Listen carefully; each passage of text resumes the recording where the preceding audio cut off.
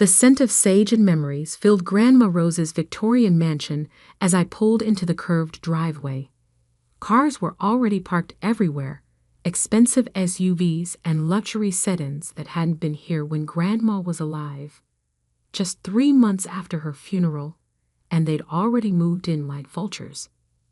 I sat in my car for a moment, hand resting on the leather briefcase in my passenger seat. Inside was the document that would shatter their Thanksgiving dinner. Grandma's real will, not the convenient forgery my Aunt Helen had presented to the family. Remember, sweetheart, Grandma had whispered to me 2 weeks before she passed, pressing a small brass key into my palm. The truth is in my study. 3rd drawer down behind the false back. Wait for the right moment. Now, watching my cousins stride around the property like they owned it, I knew that moment had come. Well, look who finally showed up. My cousin Marcus called out as I approached the front door. Didn't think you'd have the nerve to come back after everything. I smiled politely, clutching my briefcase. Wouldn't miss Thanksgiving, Marcus. Grandma always said it was the most important day of the year. He scoffed. Grandma's not here anymore, and soon, neither will you be. Inside, the house felt wrong. Aunt Helen had already started redecorating.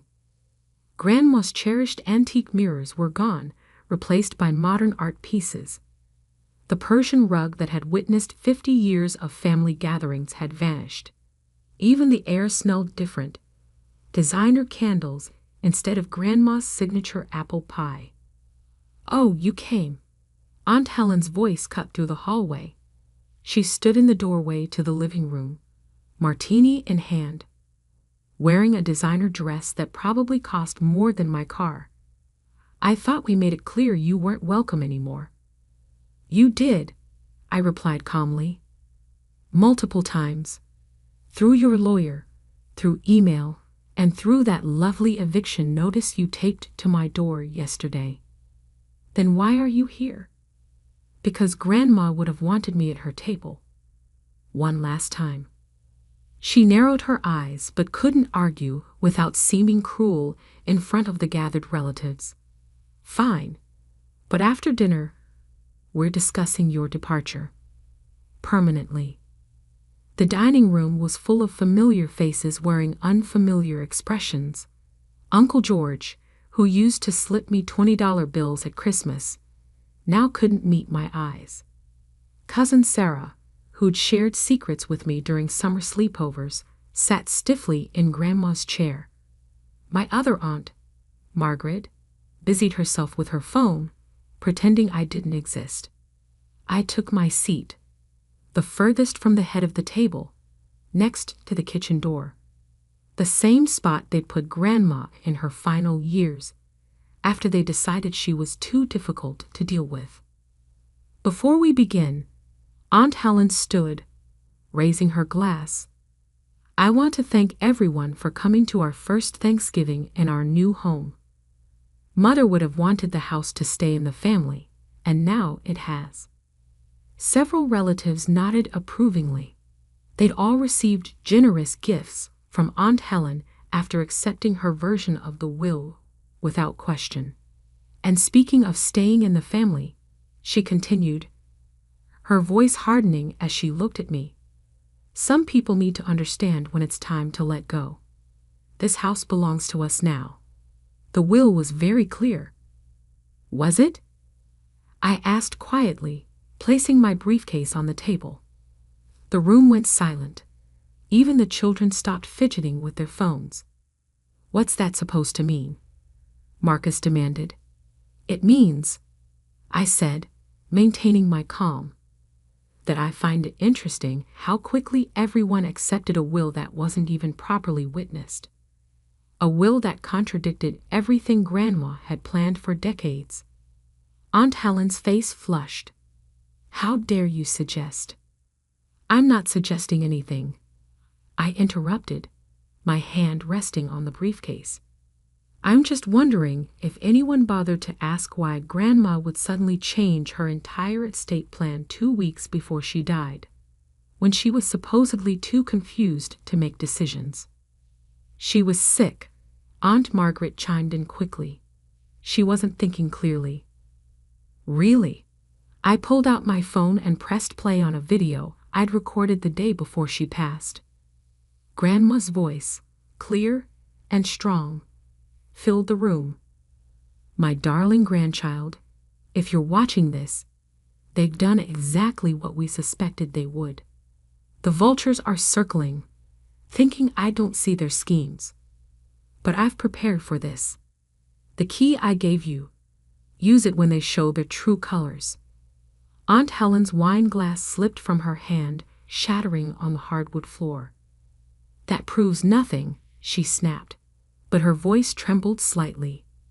You're right, I agreed, finally opening my briefcase. But this might. The dining room air grew thick with tension as I pulled out the document. Cream-colored paper with Grandma's distinctive blue ink signature at the bottom. My hands didn't shake. They'd shaken plenty 3 months ago when I'd first found it, but not anymore. What is that? Uncle George's voice cracked slightly. This, I said, carefully unfolding the papers, is Grandma's actual will.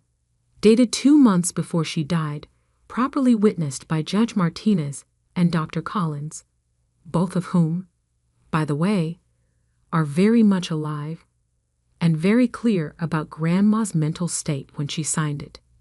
Aunt Helen shot up from her chair. That's impossible. We have the will right here. She rushed to the sideboard drawer, pulling out a document that looked remarkably similar. Ah, yes. I nodded. The convenient will that appeared after Grandma's death. The one that gave you control of everything and divided the rest among everyone who wouldn't ask questions. Tell me, Aunt Helen, did you really think no one would notice the witness signatures were from people who died 5 years ago? Silverware clattered as Cousin Sarah dropped her fork. What is she talking about, Mom? She's lying. Aunt Helen snapped, but her face had gone pale. This is ridiculous. We all know your grandmother wanted. Wanted what? I cut in, my voice sharp. Wanted to give away the house she loved. Wanted to disinherit the grandchild who took care of her for the last 3 years, while you were all too busy to visit. Wanted to reverse every decision she carefully planned for decades. I stood up, pulling out my phone again. Should we call Judge Martinez? He's having dinner with his family, but I'm sure he'd be happy to confirm which will he witnessed. Or maybe Dr. Collins. He was quite upset when he learned someone had forged a will while he was still very much alive to testify. The room erupted in chaos. Cousin Marcus lunged for the papers, but I pulled them back quickly. Careful, I warned. The police have copies, and so does the district attorney's office. Forgery is a serious crime, after all. Police, Aunt Margaret whispered, her face ashen. You went to the police? No, I replied calmly. Judge Martinez did. The moment he learned someone had used a dead person's signature to forge a will he supposedly witnessed. Uncle George stood up, his legs shaking. Helen, what did you do? Aunt Helen's composure finally cracked. I did what Mother should have done. This house belongs in the right hands, not with some sentimental fool who'd preserve it like a museum. The right hands? I laughed softly. You mean the hands that couldn't be bothered to visit her? The hands that were too busy planning renovations while she was still alive? Those right hands. I began reading from the real will. To my beloved grandchild, who showed me true love and care in my final years. I leave my entire estate, including the house at 1242 Maple Grove and all its contents. To those who chose material wealth over family bonds, I leave this lesson. Karma comes for us all. The silence that followed was deafening. You're lying? Marcus sputtered. This is some kind of trick. Would you like to see the video of Grandma signing it?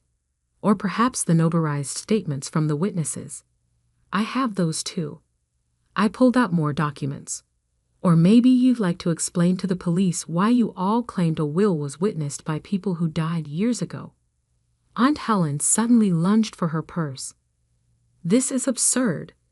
I'm calling our lawyer. Lawrence Sterling? I asked innocently. He resigned as your counsel this morning. Ethical concerns, he said. Something about not wanting to be involved in estate fraud. The turkey grew cold on the table as reality settled over the room. Children whispered to parents, asking questions no one wanted to answer. Aunt Margaret began quietly crying into her napkin. You have until the end of the weekend to remove your belongings, I said, returning the real will to my briefcase. The locks will be changed on Monday. You can't do this, Aunt Helen hissed. We're family. I turned to her, feeling the weight of Grandma's final words to me. Family isn't about blood, sweetheart. It's about who shows up when it matters. Yes, I replied. We are family. Which is why I'm giving you time to leave with dignity, instead of having the police escort you out now. The grandfather clock in the hallway, one of the few pieces Aunt Helen hadn't dared remove, chimed 7 times. Somewhere in the kitchen, the pies Grandma would have baked were replaced by store-bought imitations, just like the fake Will had tried to replace her real wishes.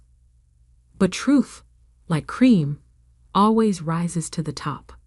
As evening shadows crept across Grandma's dining room, the family that had gathered for Thanksgiving dinner sat in stunned silence.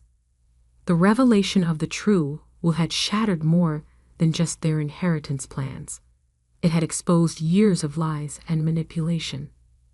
There's one more thing, I said, reaching into my briefcase one final time.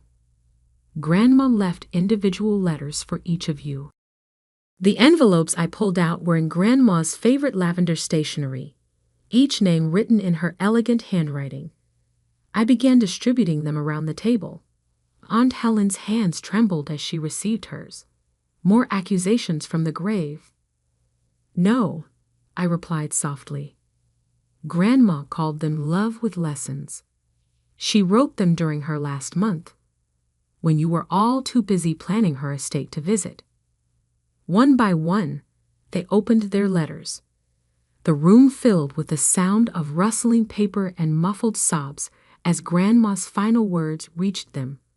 Cousin Sarah broke first, tears streaming down her face as she read. She knew I came to the house when everyone was asleep, just to check on her. She thanked me for the secret midnight talks. Of course she knew, I said. Grandma noticed everything, like how Uncle George would leave groceries on the back porch, but was too ashamed to come in after following Aunt Helen's orders to stay away. Uncle George's head snapped up, his letter clutched tightly in his hands. How did she? The same way she knew Aunt Margaret was fighting with her conscience every time she signed another document pushing Grandma out of her own life decisions. I turned to my younger aunt, who was staring at her letter in shock. She forgave you, by the way. She understood the pressure you were under. Marcus stood abruptly, his letter unread. This is emotional manipulation. No, I corrected him. This is the truth you've been running from. The truth about who you all chose to become.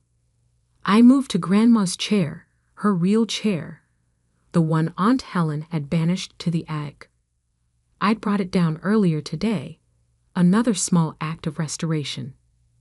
Grandma spent her last years watching all of you choose money over memories, renovation plans over relationship repair. She saw you measuring the drapes while she was still sitting in her favorite window seat. but she never stopped hoping you'd remember who you used to be.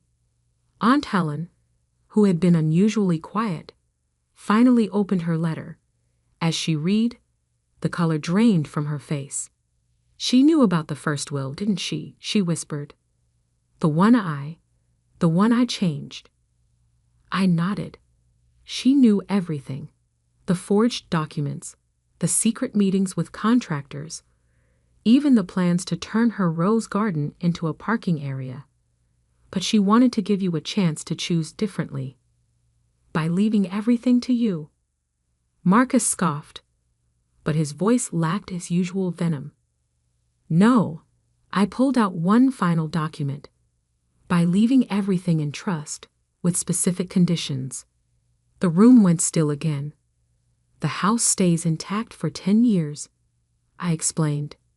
"During that time, any family member who wants to reconnect, truly reconnect, not just show up for inheritance claims, is welcome.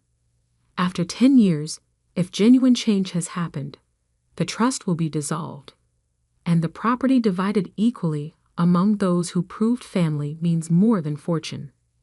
And you're the judge of that?" Aunt Helen's voice was bitter. "No," I smiled slightly. "Judge Martinez is, along with Dr. Collins and Pastor Roberts, people who knew Grandma's heart and can't be bribed or manipulated." I stood up, looking around the table at the faces of my family, some angry, some ashamed, all shaken. Grandma believed in second chances. She also believed in consequences. This is both. You have 10 years to remember who you were before greed poisoned everything. 10 years to prove that somewhere inside each of you, there's still a trace of the family she loved. The grandfather clock struck 8, its chimes echoing through the silent room. Outside, the first snow of the season began to fall, covering the property in a clean white blanket. Nature's way offering a fresh start. "The choice is yours now," I said, gathering my things, just like it always was. As I walked toward the door, Aunt Margaret called out, "Where are you going?" I turned back one last time. "To the kitchen. Grandma taught me how to make her apple pie. It's not Thanksgiving without it. Anyone who wants to remember what family really tastes like is welcome to join me." For a long moment, no one moved. Then Sarah stood up, wiping her tears. I remember how she taught us to crimp the edges. One by one, others stood. Uncle George, Aunt Margaret, even some of the younger cousins who had only known Grandma through stories. Aunt Helen and Marcus remained seated, their letters crumpled in their hands. "The door is open," I said to them. "For now, just like Grandma would have wanted." In the kitchen, as we began pulling out ingredients and sharing memories, I felt Grandma's presence in every corner. This was her real legacy, not the house, not the money, but the chance for healing she'd orchestrated even after she was gone. The snow continued to fall outside, covering all the old footprints, offering everyone a clean page to write their next chapter. Some would take it, some wouldn't, but at least now, the choice was truly theirs. And somewhere I knew Grandma was smiling.